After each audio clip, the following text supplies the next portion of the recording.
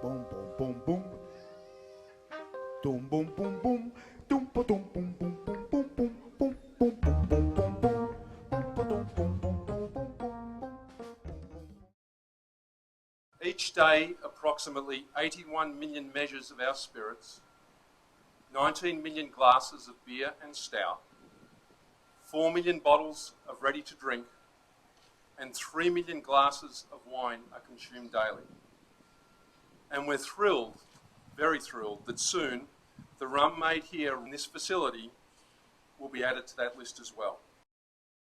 3.5 years ago, the latter part of 2007, we were actually looking at our strategic options around rum production, in particular Captain Morgan brand.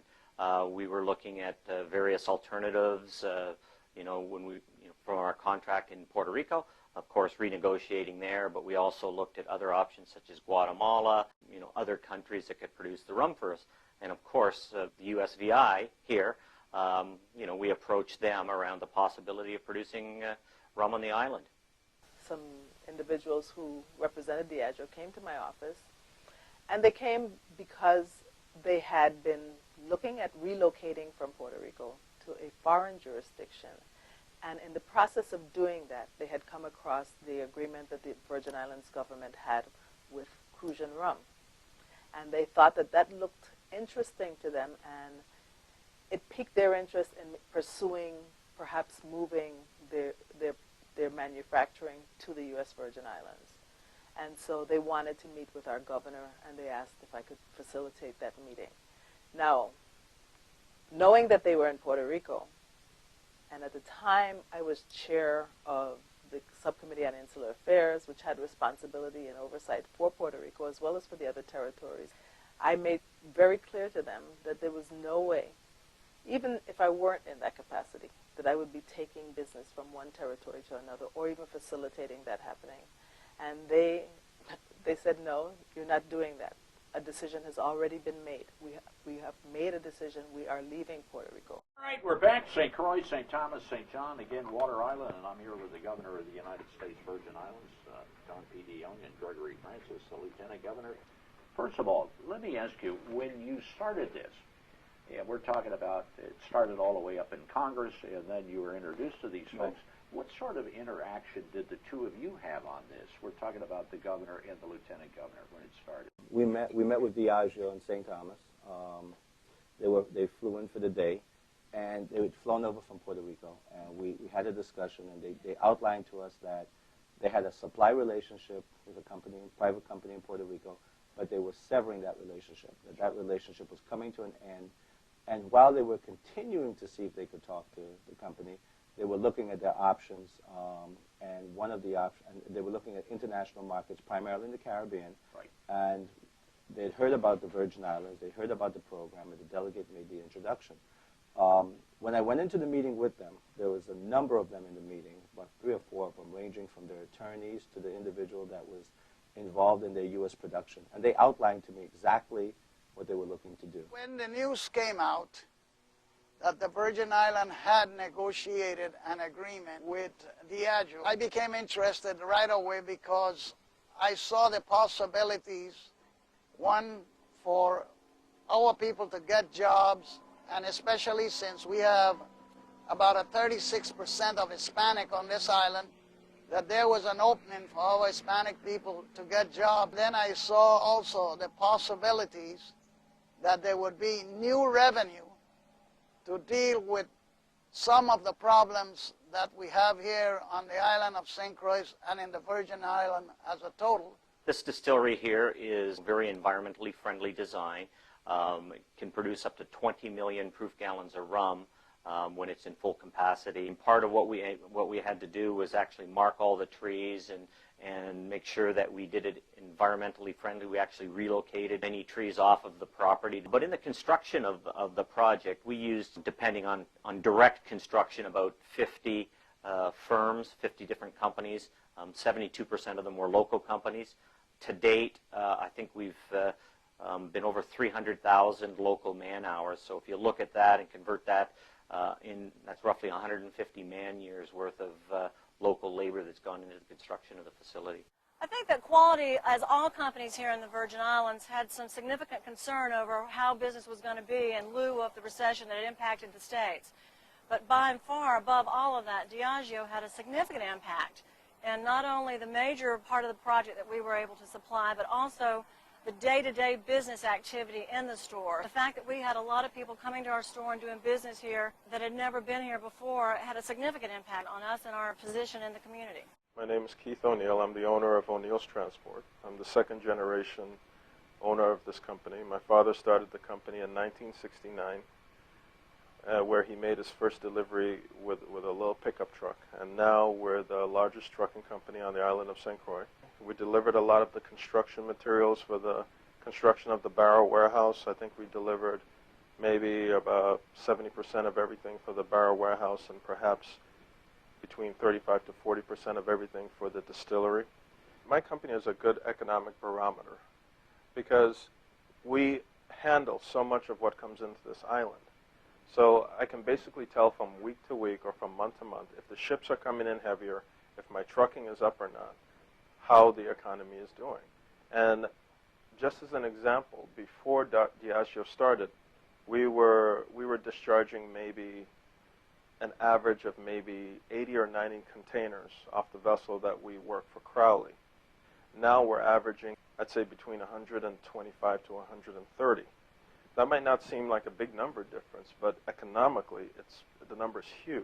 The more freight that's coming into the island, the more economy is being stimulated, and the more money is actually circulating in this economy. When Diageo started, we were really, really slow.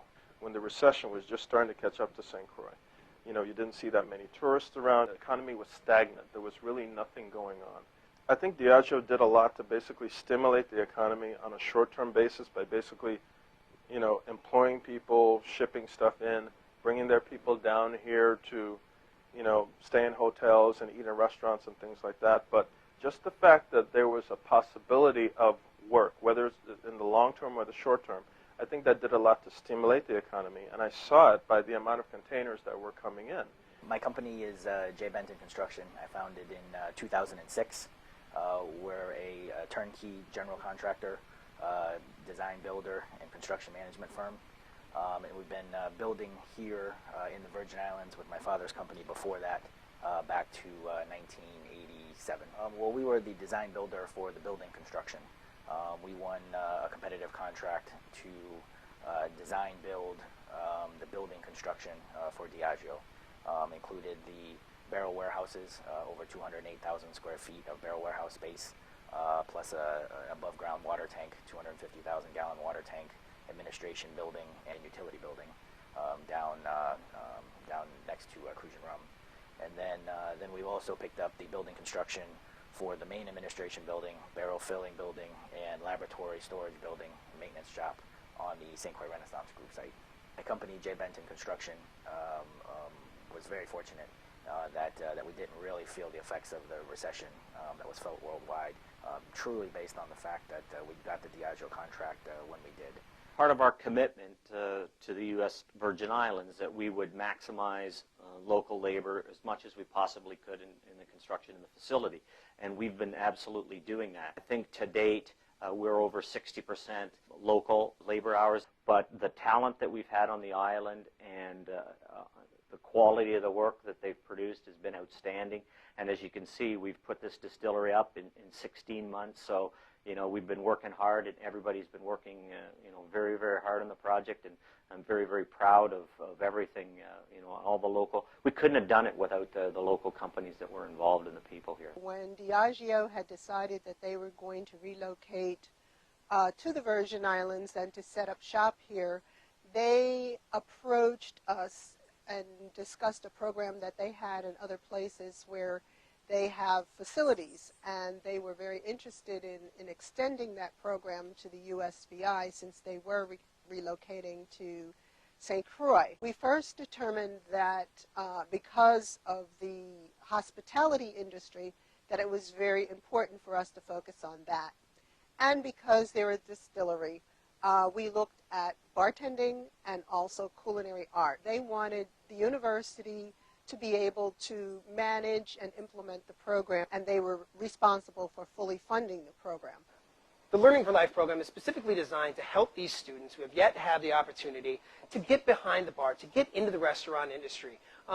Far too often we import our workers for seasonal help, and it for the local students chances to get really good paying jobs, the kind of jobs that they can keep for a long time on this island, the kind of jobs that are going to provide them health benefits. And this island isn't going to survive unless we start employing local students to get to work these good restaurant and service industry jobs.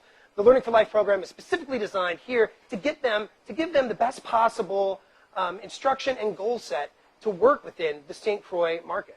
Well, I actually heard about this program through a fellow classmate, Siobhan Soto. She told me that I should hurry up and register because it was the last day. And I'm glad to be a part of this program because it teaches me not only a little bit an intro into the hospitality and sanitation and stuff, and just making people happy, making drinks. This program is important. It's a free program teaching you the basics of bartending. Me, after I'm done with this program, I'll probably seek some employment somewhere at a good restaurant or hotel and see where it takes me from there. We absolutely want to be a great corporate citizen, and we want to become part of the community because we feel that that's the best way to engage people. You know, we want to be part of the culture. So things that we've done to date is, yes, we support a lot of nonprofit organizations. They fit into a lot of the things that Diageo believes in. You know, the Boys and Girls Clubs for, you know, recycling, for example. You know, the Friends of the Park in St. John's, where we put in help put in a handicapped access area. So a lot of things that we try to support on the islands are all around for nonprofit organizations. My name is David Hamada. I'm the horticultural director for the St. George Village Botanical Garden. The Botanical Garden here in St. Croix is a 16.5-acre display garden. We feature the plants of the Caribbean that have been important economically, spiritually, medicinally, culturally. We really focus on that people-plant interaction for almost 2,000 years. Very excited to have Diageo coming to the island of St. Croix. The industry that they're bringing not only offering opportunity for jobs and more notoriety for St. Croix as a destination, but it's a continuation of an industry that has a rich heritage and history here. These islands were bought, sold, and traded because of the plants that were growing here and the plants that could be grown here. And as far as we're concerned, Diageo and Captain Morgan's is a continuation of that heritage and that tradition. My name is Alfonso Franklin. I am the president of Our Town Frederiksted. Our Town Frederiksted is an organization that has been in operation in Frederiksted for over 22 years. The mission of the organization is for revitalization and economic development of the town of Frederiksted. And after two devastating hurricanes, Hurricane Hugo and Hurricane Marilyn, there's been a lot of work to be done because many of the businesses and many of the people moved out, many of the houses became dilapidated and run down through time and the weather. And so our efforts have been centered around revitalization in the town, the businesses, and the living community. This community needs more partners like Diageo, because you have so many organizations here that are doing some of the work that the government should do but can't do for lack of funding, and this slack is taken up by organizations, businesses, corporate partners as Diageo. I'm Paul Shackroff, St. Croix Environmental Association Executive Director.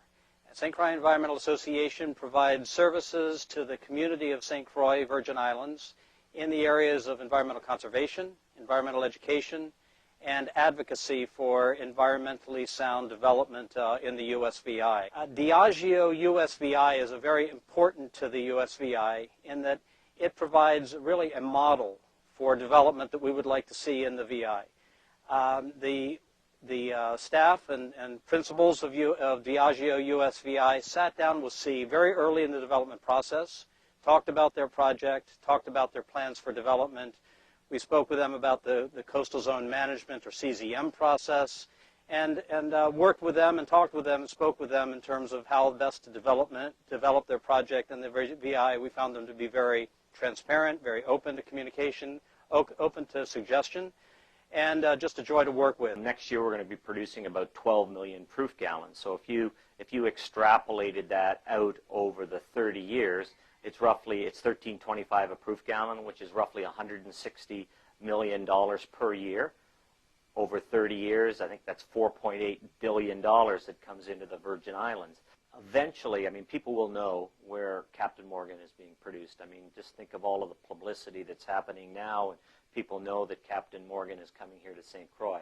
And with Fortune Brands being here and Captain Morgan and Diageo, I think St. Croix will become a destination place for people to come. Any marketing of a product such as Captain Morgan, which is one of the largest selling rum brands in the United States and I believe the world, having been made here and associating that advertisement with St. Croix is going to be really great. Boom, boom, boom, boom. Boom, boom, boom, boom. Boom, boom, boom, boom, boom, boom, boom, boom, boom, boom, boom, boom, boom, boom.